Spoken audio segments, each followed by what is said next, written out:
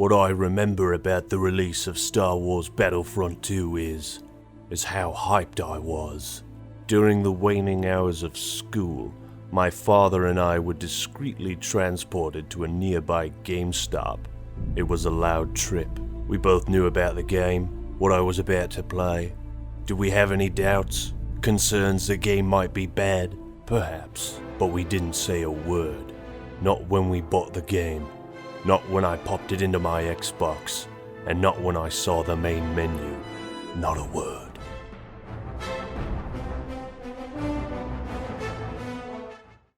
There's something magical about Star Wars Battlefront 2. No, you stay out of this. You stay out of this shit game. Well, with Battlefront 2 having been released and the widespread scandal surrounding that game, see this video for more information. I thought it was the perfect time to go back to the real Battlefront 2. You know, the one everyone likes. Because basically the game represents a dream come true, a fantasy game for Star Wars fans. But is it still exactly that? Has time warped some things? And is the game really not as good as we used to think? Well, let's get ready to... so let's go and... Let's go and... What are you doing? God damn it. Let's go... Son of a bitch. Come on, let's go and... Fuck it, let's just jump straight into this. Ow! Was it something I said? The front cover tells you everything. A side of good, a side of evil, and the side of war, all rolled into one spectacular experience that stretches across both eras of the films. Whether you were a fan of the original trilogy or grew up with the prequels like I did, and I somehow turned out okay, guess the movies weren't that bad. Lisa called Jar Jar Binks. Either way, this was looking to be the perfect Star Wars game for all fans of the franchise. And when I got to the main menu for the first time, I knew I was in for a ride. Just like the cover showed, 2 sides, one good, one bad, and scenes from all the movies to reflect that. Might be a small detail, but the point I'm trying to make is the game immediately sets up this dynamic of good and evil. I mean, sure, the original Battlefront had both eras, a wide range of maps, and certainly nailed the feeling of all-out warfare, but I always felt Battlefront 1 left a bit more to be desired. It was a great game, but it didn't quite hit that addicting level. Neither did it have much of a story except for retreading what happened in the movies. And with only one game mode, that being Conquest, there was still so much to do with this series. If you're not a fan of Star Wars or you never played the game at the time of its release, you might look at Battlefront 2 and think, what's the big deal? Why do so many people have a raging hard-on for this? Well, I admit the game hasn't aged as well as some others, especially since the Battlefield games have become so popular. Well, part of the reason fans have such good memories is because this was their introduction to all-out warfare type gameplay. I mean, what other games at the time besides Battlefield offered this sense of multiplayer scale? My point is this, the Battlefront games were a new frontier for many players, and though that novelty has somewhat worn off over time, I want you to remember this was a series in the making.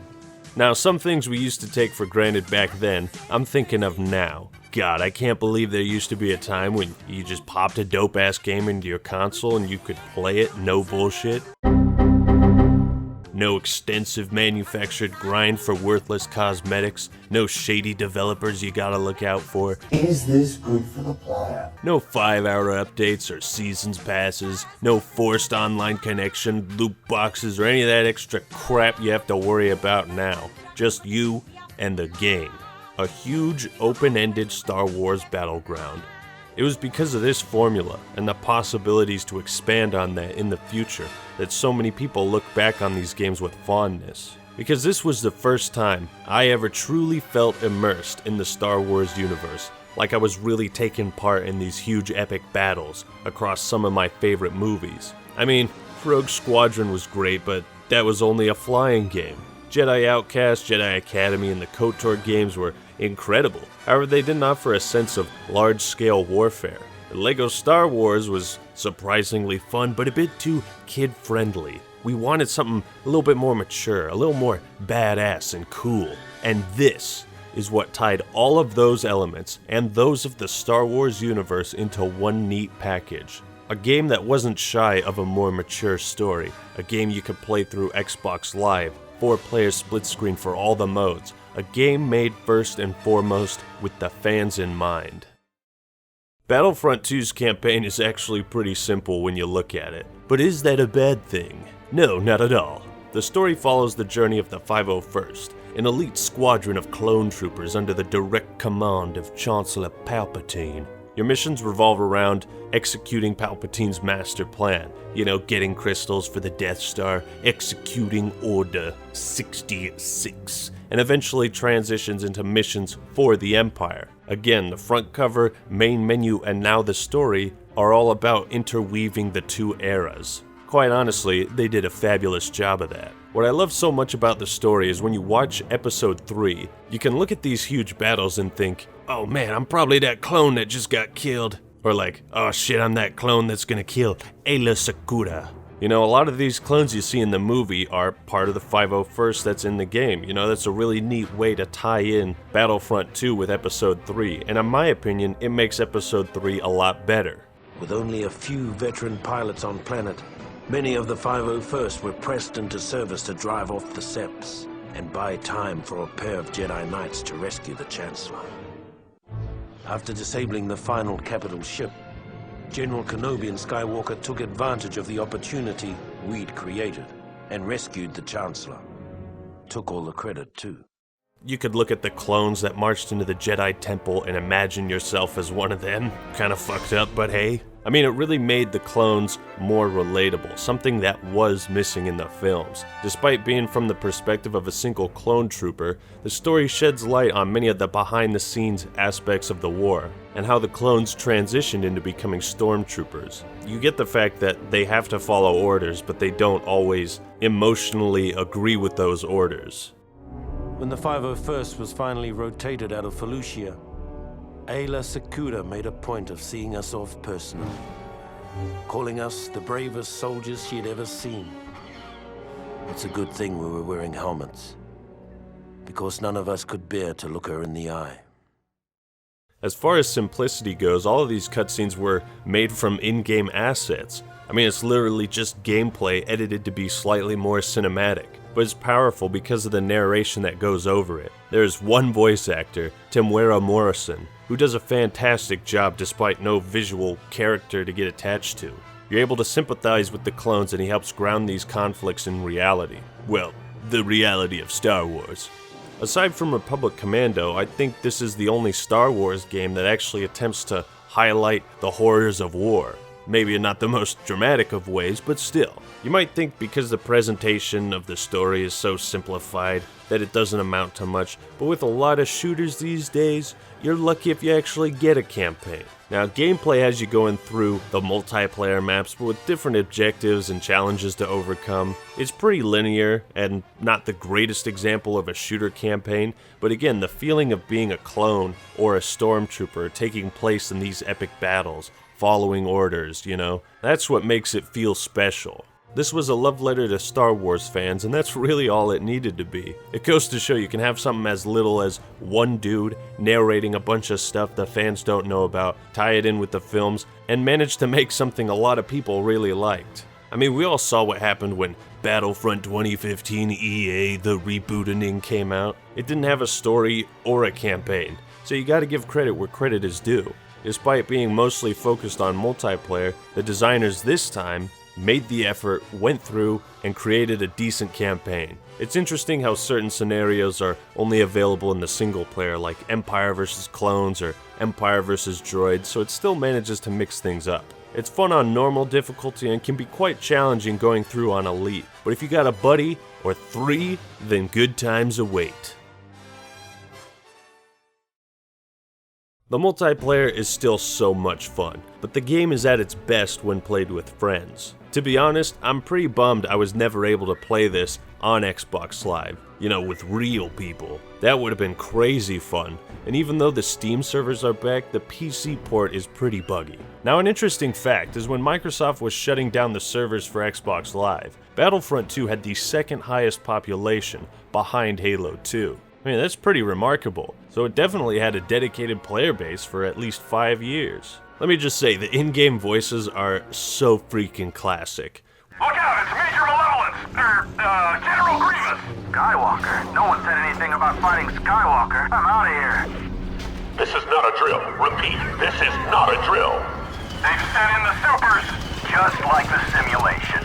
We were quoting them back in elementary school as inside jokes, and now people have totally memed them. It's fucking glorious. You might think, those voices aren't that important, but they are. That's why they were memed, because they were iconic and memorable enough. Even on the original Xbox, performance is pretty good for the amount of stuff going on. The game looks great. Of course, they downscale the animations when you look at guys from afar, and it can get a little laggy, but that's alright. Seeing as Battlefront 2 released near the end of Xbox's catalog of games, they probably pushed this to the limits. The sound effects are impressive, and the music is good old Star Wars magic. I mean, this is the bee's knees, baby. It's such a beautiful blend of chaos, strategy, and fucking Star Wars. You got explosions going off all around you, there's constant blaster fire, your troops are yelling commands, every level has a sense of scale. The maps are huge, but not too huge. There's no bullshit kill barriers or invisible walls. The game does its goddamn best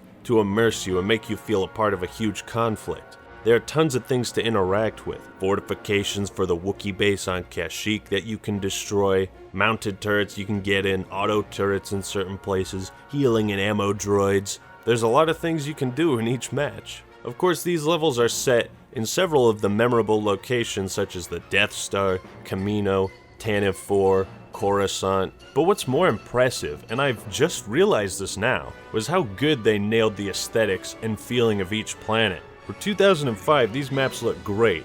Naboo looks and feels like Naboo, with that old world architecture. Some of the details affect gameplay as well. You know, if you're on Geonosis, you got those spider walkers, Hellfire tanks, and even Geonosians fighting. Or if you're fighting on Endor, then the Ewoks will join the rebels. What I really enjoy is the references to the movies, and some of them you might not have ever thought about or even noticed. There's a Rancor in Jabba's palace that will eat your face off. You also got Gamorreans that attack everyone and add a bit of chaos here. Jabba's just chilling out watching the mass death and destruction, and if you look behind, you can actually see Han Solo in Carbonite. I mean, that's awesome. Dagobah has that downed X-Wing that Yoda used to help teach Luke about the Force, and when you're down in the cave, you can hear Darth Vader's breathing.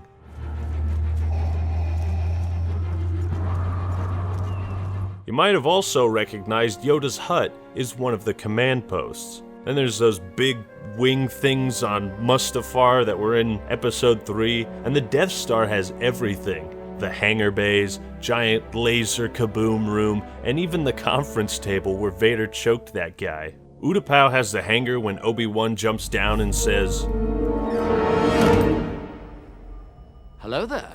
And you actually fight General Grievous there. It's amazing how faithful they were to the movies. I mean, when you've got the rights to make a game out of one of the most popular intellectual properties ever, well, it's good to know that some companies and developers can actually handle that pressure. A nice bit of trivia is Pandemic and Microsoft also released the modding tools for the game to the public about a year after its release. Nearly everything used to make the game was given to the players. Yeah, cause why not? Why not see what people make with what you give them? Just let them fuck around with the tools. And the classes are all fun and unique to use, with each faction having 2 distinct classes. Even the ones that do overlap are a little bit different. Each standard soldier fires their rifle a little bit differently, so it does take some time to get used to each one of them. It offers a lot of fun too, because at the start of the game you can't just spawn as a droideka or a Bothan spy. What are you, crazy? You gotta work for that. And when you do unlock those classes, they're incredibly satisfying to use. Some classes have area of effect bonuses like increased damage, health regeneration, or shielding, so how aggressive you were could depend on how beefed up you got. There was a neat addition to the gameplay in the form of super overpowered weapons. If you got a certain amount of kills, headshots, or whatever, you'd be gifted a special gun for the rest of that life. It rewards good play and survivability. Also, having something that tracks all your medals, your performance, etc. through all the games, that's pretty cool. Also, I have to ask, did anyone have a problem with the way vehicles were handled? Because I don't understand why this changed in EA's games. You see a vehicle, you get into it. There you go, kiddo. First come, first serve. I mean, getting into a dropship is much more fun than being magically teleported to a turret where you have little to no control after picking up a magic token or whatever. You have complete control over the vehicles in this. Use them till you die, you can get out and repair them. Some of them are used for transportation, others are heavy juggernauts. There's a real nice balance and variety to it. The best part is, unlike the new Battlefront 2, the vehicles are viable for the entirety of the match. There's no section of the maps that force you to get out, like on Naboo. The maps feel free and open, like you can go anywhere at any time and there's no forced linearity to it. You could even hack enemy vehicles and steal them. There's so much creativity here. Another nice touch is the addition of modes like Capture the Flag, Hunt, and the incredible Heroes vs. Villains. I can't tell you how many times my buddies and I played this and reenacted the famous duels from the movies. That's another point. The addition of playable heroes was so badass. Yes, they are incredibly unbalanced, but hey, it's fucking awesome when you enter the battlefield and the music changes to the theme of whoever you're playing. Just being able to push troops away off the cliffs, jump ridiculously high, or sprint with Sonic-like speed made the heroes feel like game changers. Like this great power was bestowed upon you and you needed to do something with it. And whenever you're a hero walking by some enemies, they'll take notice of you. Again, it really makes you feel like a badass when you play as the heroes. Really, it's such a simple yet fun concept. Command posts that you capture, forces that you gotta destroy, pretty much just a battle of attrition. I mean, you could do a million different things with just that. The hunt modes were always fun too, even if they got old quickly. You know, it's a fun little gimmick to be able to play as an Ewok, chucking spears, or a Wampa tearing up the rebels, Tusken Raiders discriminating against the Jawas. I mean, it's all here, the perfect combination of elements, vehicles, weapons from the movies, combined into a single experience that just oozes style, creativity, and fun.